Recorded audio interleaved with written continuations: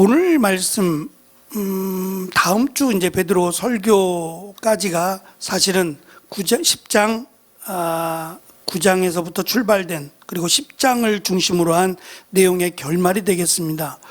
베드로가 예루살렘 교회에서 아무래도 수제자다 보니 중요한 역할을 했을 겁니다. 사도행전을 시작하면서 날 때부터 안진뱅이를 일으킨 사건부터 시작해서 아무래도 중추적인 역할을 베드로가 감당을 했을 거예요. 어쩌면 예루살렘 교회의 대표 역할을 했을 텐데 그가 갑자기 루다라고 하는 우리에겐 좀 생소한 땅인데 유대인들의 땅이긴 합니다만 루다라는 곳으로 하나님이 보내셨어요. 근데 보내신 이유가 여러 가지가 있겠지만 이 사도행전의 기록에 의하면 애니아라고 하는 중풍병자를 만나게 되는 거예요.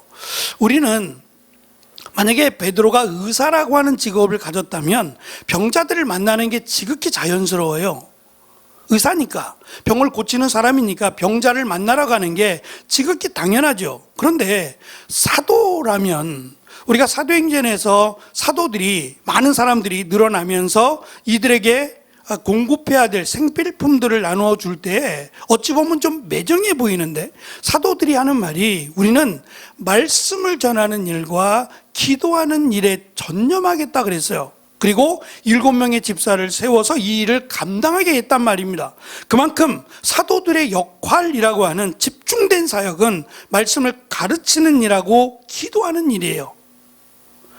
이것이 중심된 사역인데, 그러면 말씀을 가르치기 위해서 루다를 보냈을까? 근데 진행되는 일들을 보면 말씀을 전하지 않았다는 게 아닌데 말씀을 전했을 텐데, 루다의 기록은 애니아라고 하는 중풍병자를 고치는 일이었고, 그리고 다시 요바로 가서 다비다라고 하는 여제자가 죽었어요. 죽은 자를 살려달라고 베드로를 데려가고 있는 모습을 우리는 보았단 말입니다. 유대인들의 입장에서는 이 병 또는 환자라고 하는 것이 긍휼히 여겨야 될 사람이 아니에요. 병에 걸렸으니까 저들을 어떻게 하면 도와줄 수 있을까라고 하는 도움의 대상이 아니었다고요. 왜냐하면 병은 죄로부터 온다라고 생각을 했어요. 죄로부터, 그러니까 죄를 지었기 때문에 이 큰 병이 왔다라고 본 거예요.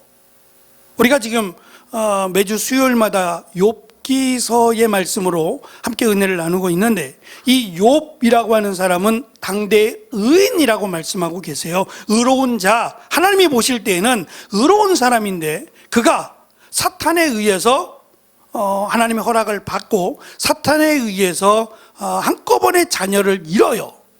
한꺼번에 자녀를 잃고 심지어는 이 몸이 엉망이 되어버리는데, 어느 정도냐면 우리 같으면 이제 기와 집을 지을 때 지붕에 얹는 이 기와로 몸을 긁을 정도예요. 너무 가려워서. 상상을 한번 해보세요. 얼마나 가려우면 기와로 긁어야 돼요. 긁으면 어떻게 되겠어요? 이 피부가 온몸이 다 그렇단 말이에요. 그러니까 다른 사람이 볼 때는 너무 끔찍해요. 이것을 어떻게 바라보느냐 하면, 무슨 죄를 그렇게 졌길래, 도대체 하나님 앞에 얼마나 끔찍한 죄를 졌길래 이 모양이 됐느냐라고 사람들은 평가를 해요. 욥이 너무 답답해요. 그래서 내가 기억하지 못하는 어릴 적에 지었던 죄까지도 회개해요. 이것까지도 용서해달라. 하나님, 이게 문제라면 내가 어릴 적에 조금이라도 잘못한 것들을 기억나게 해주시고 그것을 회개함으로 용서해달라고까지 기도를 해요. 근데 사실은 하나님께서 내리신 벌이 아니에요. 죄로 인한 심판이 아니었단 말이에요. 그러니까 유대인들은 그 사람에게 임한 질병이라고 하는 병이 죄로부터 왔다고 생각했으니, 이 중풍병자, 고칠 수 없는 병 아니에요? 점점 몸이 굳어가서 죽는 병이니 무서운 죄를 지었다고 생각했을 거란 말이에요. 죄인에게 보내시고 병자에게 보내시고 이번엔 죽은 자에게 보내셨어요. 그리고 심지어는 그 이방인에게, 유대를 정복하고 이 땅을 정복하고 지배하고 있는, 그래서 이스라엘이 마치 노예와 같은 삶을 살게 만든 원흉이 바로 로마인데, 그 로마의 관리로 있는 백부장이라고 하는 직책을 가진 그에게로 보내신단 말이에요. 그것도 환상을 통해서 말입니다. 생각해 보면 병자들 또는 죽은 자 그리고 이방인에게 보내시는 이유가 뭘까? 그 결론이 11장에 가면 베드로가 이제 백부장을 만나고 다시 예루살렘으로 돌아가게 되는데, 거기서 남아있던 제자들, 믿는 자들이겠죠. 그들이 마치 이 베드로에게 신문하듯이 이야기해요.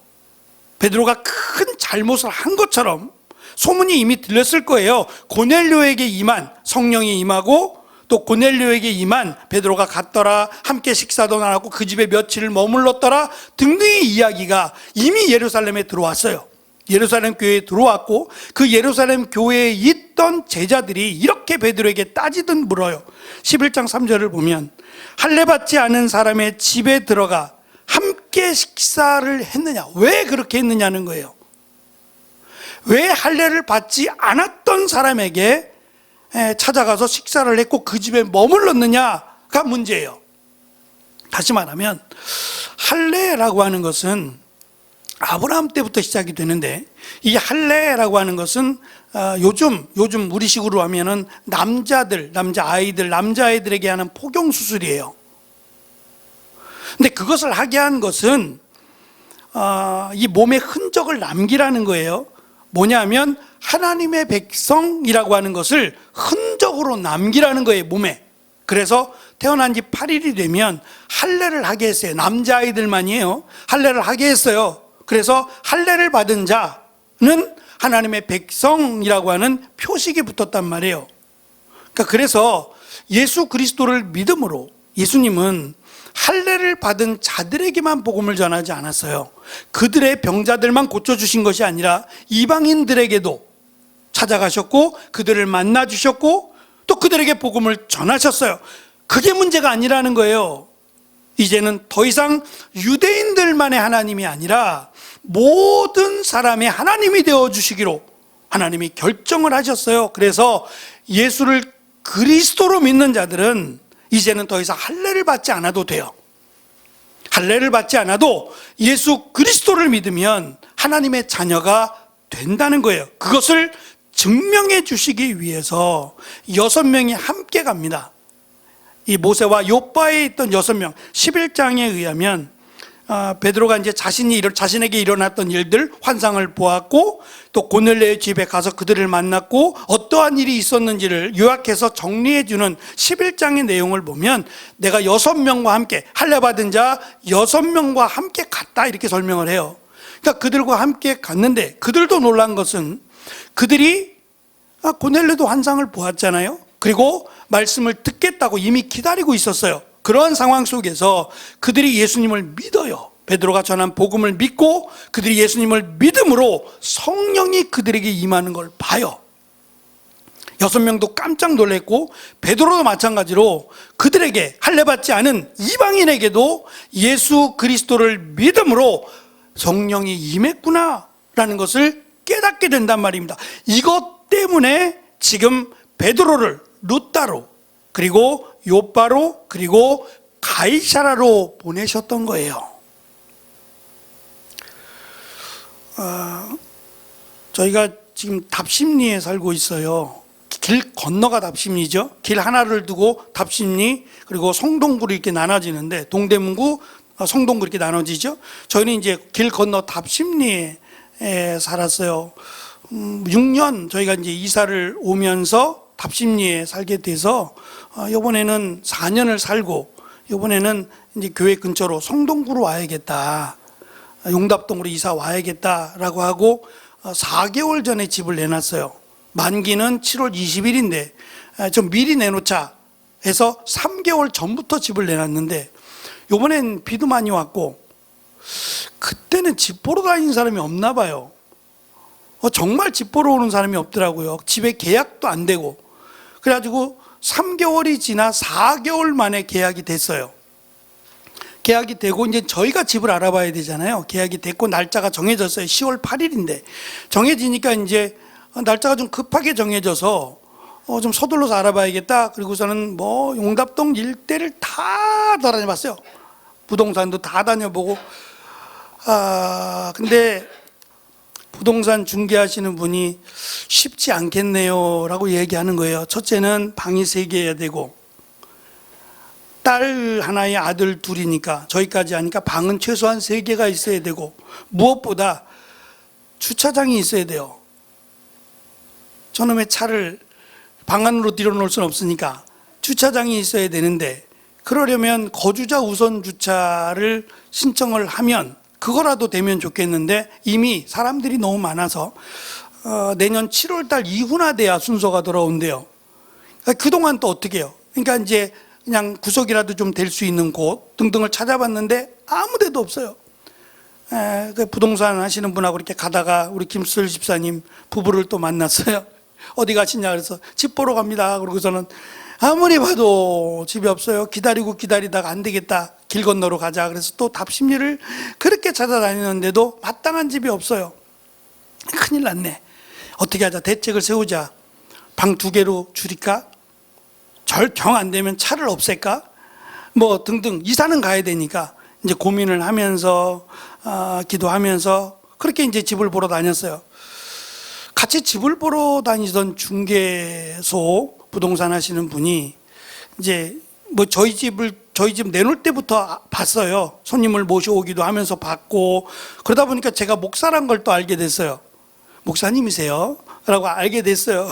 그래서 이제 네 맞습니다 라고 하면서 같이 이제 집을 보러 다녔는데, 안 구해지니까, 계속 안 구해지니까 이제 좀 조급해지기도 하고, 어떻게 하지? 뭔가 좀 대책을 세워야 되겠는데, 말씀드린 방 2개로 줄여서 이렇게 할까? 아니면 결정적으로 주차장이 없다고 하니 차를 어떻게 좀 없애버리고 필요할 때 렌트를 할까? 등등등 이제 고민을 하고 좀 이렇게 생각을 하는 중에 이분이 느닷없이 그래요. 목사님, 하나님이 예비하심이 있겠지요. 제가 그 말을 듣는 순간 뭔가 머리 쪽에 찡 하는 느낌을 받았어요. 이건 제가 해야 되는 말 아니에요? 제가 해야 되는 말인데 제가 그 말을 지금 들은 거예요. 정신이 번쩍 나는 거예요. 그렇지, 하나님의 예비하심이 있다고 제가 말하잖아요. 누가 저에게 물어보면 하나님이 예비하시겠죠. 하나님의 예비하심을 믿고 기도하세요. 제가 그렇게 말 안 하겠어요? 근데 제가 그 말을 지금 듣고 있는 거예요. 이분이 볼 때는 그렇게 보였던 것 같아요. 마음이 좀 급해 보인다. 목사라는 사람이 하나님이 예비하실 걸 믿고 진득하니 기다리면서 기도하면서 기다려야지 몸달아하는 것 같다, 이런 느낌을 받은 것 같아요. 정신이 번쩍 나는 거예요. 내 모습 가운데 은혜가 안 됐나 보다. 왜냐하면 몇 개월 동안을 여기에 이제 이래저래 시달리다 보니, 신경을 쓰다 보니 내 모습이 그렇게 비춰졌나 보다 라는 생각이 정신이 번쩍 들었어요. 말씀을 준비하면서 그 생각이 났어요. 베드로, 가톨릭에서는 교황, 초대교황이라고 여겨지는 베드로, 대단한 사람 아니에요? 그 대단한 사람도 하나님의 가르침이 필요한 거예요. 그 가르침을 이방인 고넬료를 통해서 가르치시는 거예요. 멋지다는 생각이 들었어요. 대단한 베드로지만 나중에 이제 사도 바울에게 또 책망 아닌 책망을 들어요. 이방인과 식사하는 문제 때문에 여전히 베드로는 힘들어 하거든요. 그것 때문에 바울에게도 한 책망을 들어요. 여전히 율법에 얽매여서 할례라고 하는, 그래서 할례를 받아야 된다. 심지어는 사도 바울이 복음을 전하는 그곳에서도 복음도 전하지만 할례도 행해야 된다라고 끝까지 주장해요. 끝까지. 예루살렘 교회의 제자들도 끝까지 그들에게 복음을 전해서 그들이 예수님을 믿는 것도 좋은데 할례는 받게 해라. 이방인이지만 그들도 할례는 받아야 된다라고 끝까지 할례에 대한 굴레에서 벗어나지 못해요. 아무런 의미가 없다고 말하는데도 할례를 받아야 된다고 말하는 이 율법주의적인 삶, 율법주의적인 생각이 복음을 막아버려요. 심지어는 바울이 율법이 복음을 방해한다고까지 얘기할 정도였어요. 사실 율법은 거룩한 거거든요. 하나님이 주신 거잖아요. 그런데 이 거룩한 하나님의 말씀이 오히려 복음을 방해하고 있어요. 복음은 복음으로, 율법은 율법으로 지켜야 되는데 율법의 복음을 앞서가면 이게 뭐가 문제가 있잖아요. 율법보다 더 중요하게 업그레이드가 돼서 주신 것이 복음인데 이 복음은 복음대로, 율법은 율법대로, 얼마나 어리석은 모습이에요. 그래서 고넬료를 통해서 지금 베드로를 가르쳐 주시고, 또 고넬료도 베드로를 통해서 예수 그리스도를 믿게 하는 도구로 사용하신다라고 지금 말씀하고 있습니다. 오늘 말씀은 지금 말씀드린 이방인 고넬료를 통해서 베드로를 가르쳐 주시는 내용, 그리고 두 가지를 우리가 좀 이해를 해야 되는데, 하나는 베드로가 먼저 자신이 환상을 본 것을 설명해요. 내가 여기까지 오게 된 것이 오고 싶지 않았다는 거예요. 솔직히 찾아왔으면 안 갔을 거예요. 베드로가 난 안 간다 라고 했을 텐데, 그들이 오기 전에, 바로 오기 전 환상을 보게 되잖아요. 그것도 기도하던 중에. 그 환상은 베드로가 설명을 합니다. 이 환상의 의미는 하나님이 거룩하다 하는 것을 속되다 하지 말라, 그게 목적이에요. 3번씩이나 보자기에 부정한 것들이 가득 차서 먹으라고 하시면서 결론은 그겁니다. 하나님이 거룩하다 한 것을 속되게 하지 마라, 부정하다고 말하지 마라, 이거예요. 그 말씀 때문에 내가 왔다는 거예요. 이 말씀에 순종해서 내가 왔다, 그러니 나를 왜 불렀는지를 말해다오, 이거예요. 제가 이 말씀을 보면서 하나님이 고넬료에게 임한 환상은 모르는구나, 베드로도 고넬료에게 임한 환상에 대한 건 아무것도 모르는 거예요. 그냥 나를 불렀다고만 생각하지, 그에게, 자신에게 임한 환상의 가치만큼 그들에게도 환상이 임했다는 걸 모르는 거죠. 그래서 이번엔 고넬료가 말합니다. 저도 환상을 봤습니다. 저도 환상을 봤는데 더 기가 막혀요.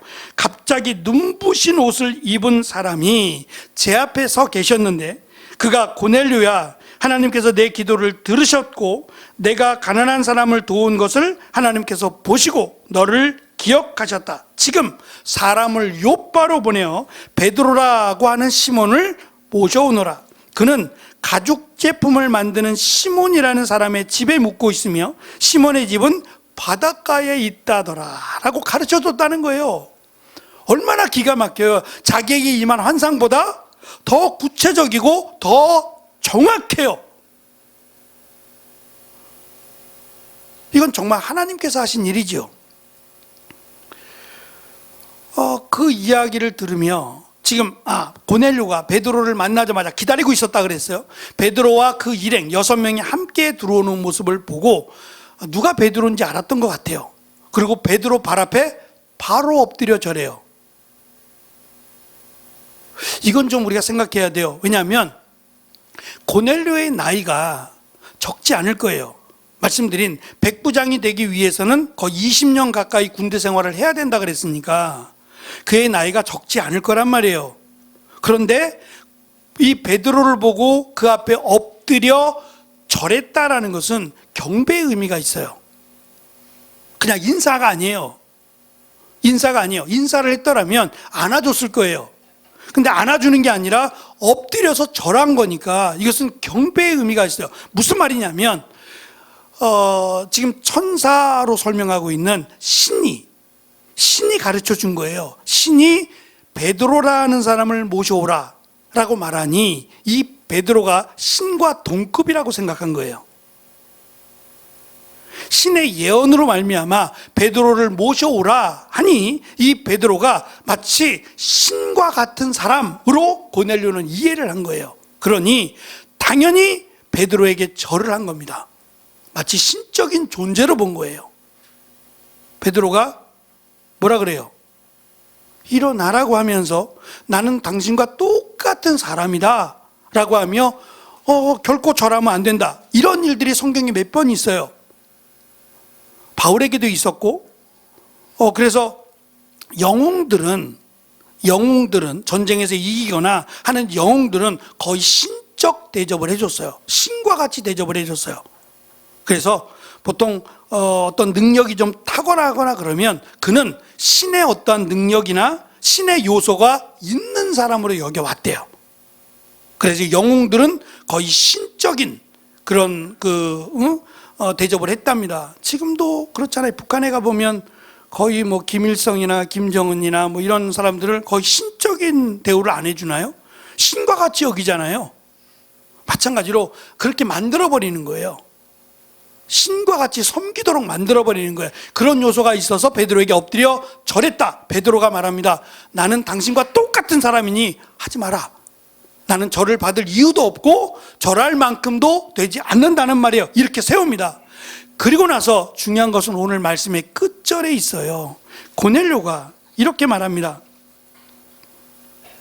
33절에 보면 모든 사람은 주님께서 당신에게 하라고 하신 명령, 모든 말씀을 들으려고 하나님 앞에 모였습니다 라고 얘기해요.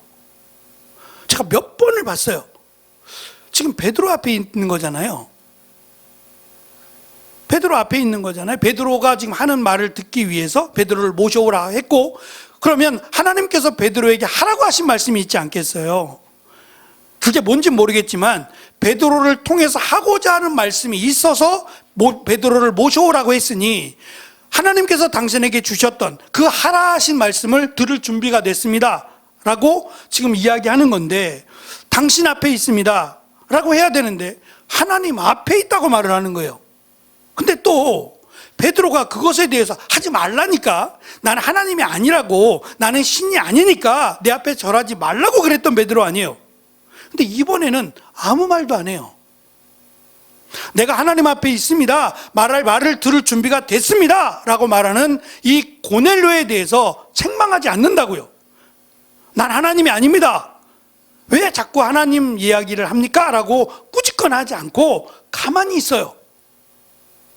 무슨 말일까? 베드로는 앞에서 얘기했어요. 나는 사람이다, 당신과 똑같은 사람이니 신이라고 착각하지 마라고 단호하게 이야기했어요. 그럼에도 불구하고 우리가 지금 하나님 앞에 있습니다 라고 말하는 고넬료의 이 말에 대해서 아무런 책망도 하지 않은 이유는 지금부터 베드로가 하고자 하는 이 말은 하나님의 말씀이기 때문에 그래요.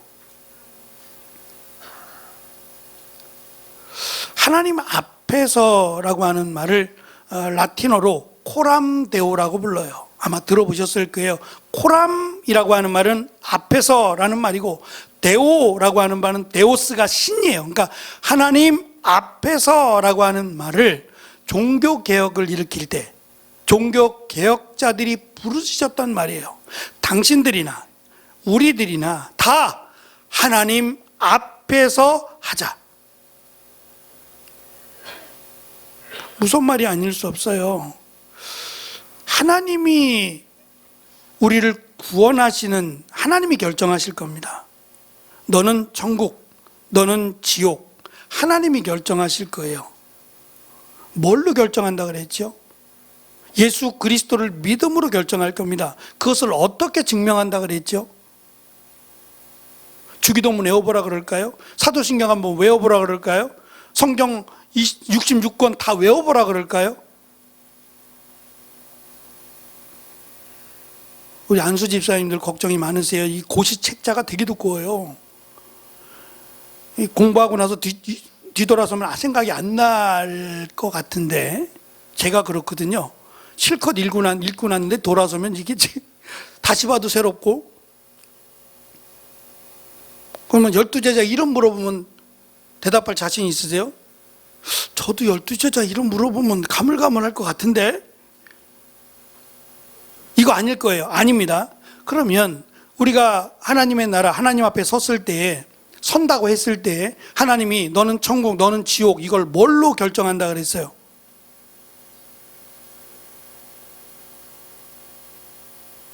뭘로 결정한다 그랬어요?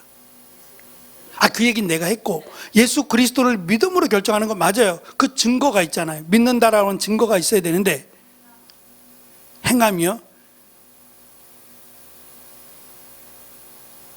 행함은 그러면 기준이 애매해요. 어디까지 행함이에요?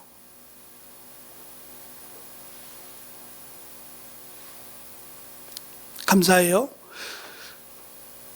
예수 그리스도를 믿으면, 지금 그들이 예수 그리스도를 믿음으로 성령이 임했다 그러죠. 그게 결정적인 이유예요. 결정적인 증거라고요. 보이진 않지만 성령께서, 보혜사라고 하는 말은 법정 증인이에요. 보혜사가 법정 증인을 일컫는 거예요. 그러니까 우리가 예수 그리스도를 믿는다는 걸 누가 증인으로 쓴다는 거예요? 성령님이요. 성령님이, 저 사람은 정말 예수님을 믿습니다 라는 증인이 성령님이 되시는 거예요. 그러면 이거는 100% 정확해요. 하나님이신 성령님이 보증이 되신대요. 저 사람은 예수님을 믿습니다 라고 하는 보증을 성령님께서 서신다는 거예요. 그러면 그건 하나님이 결정하실 일이니까. 근데 그것을 우리가 좀 알고 싶잖아요. 정말 내가 예수님을 믿었는가, 내 안에 성령님이 계시는가 궁금하잖아요. 그걸 어떻게 알 수 있느냐? 열매로 안다는 거예요. 열매로. 확실하진 않습니다만 열매로 아는데, 그 열매가 뭐냐?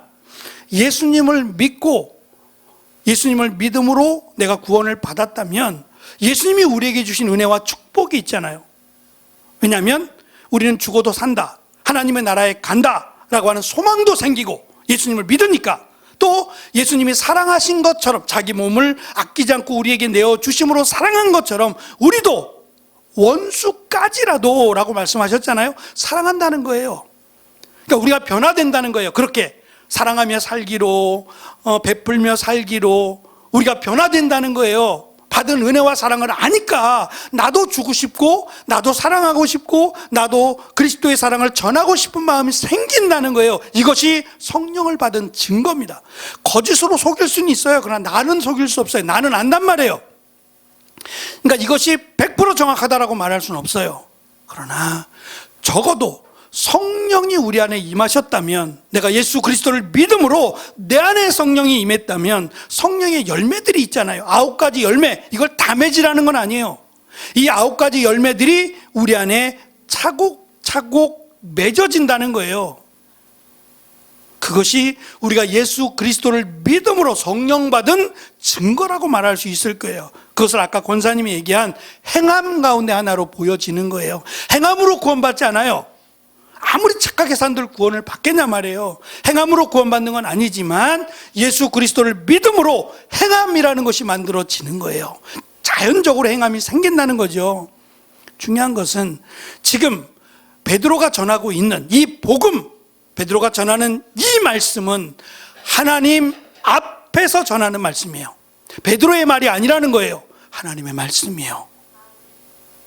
그래서 부족하지만 설교를 하면서 이 말씀은 하나님의 말씀이 되어야 되고, 이 말씀을 전하면서 하나님의 말씀만 전할 수 있도록, 그렇지 않으면 저도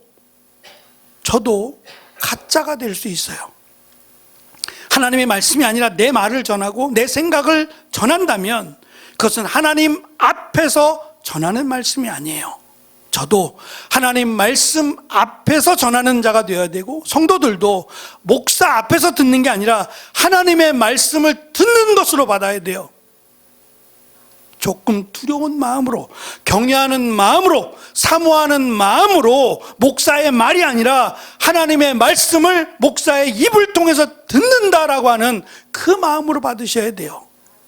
이들이 변화가 되고, 이들이 은혜를 받고, 이들이 여기서 멈추는 것이 아니라 이들이 계속해서 믿는 자로의 삶을 살아갈 겁니다. 놀라운 것은요, 이들이 많이 모였다 그랬어요. 베드로가 깜짝 놀랐어요. 이렇게 많이 모이다니. 이게 위험하거든요. 지금 모여야 될 시간이 아니잖아요. 베드로가 몇 시에 도착했는지 모르지만 그가 집에 있을 시간이 아니란 말이에요. 백부장인데요, 군인들과 함께 있어야 되잖아요.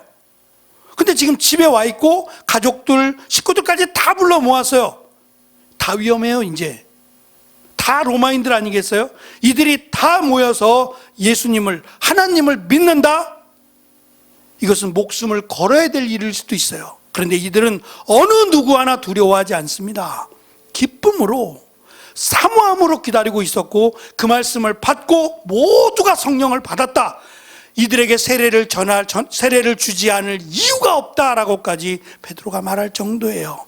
고넬료가 어떻게 살아왔는지, 그의 말이 얼마나 설득력이 있고 호소력이 있었는가를 알 수 있어요. 만약에 고넬료가 제대로 된 삶을 살지 않았다면 믿지 않았을 거예요. 당신만 위험하지 왜 우리까지 위험하게 만드느냐?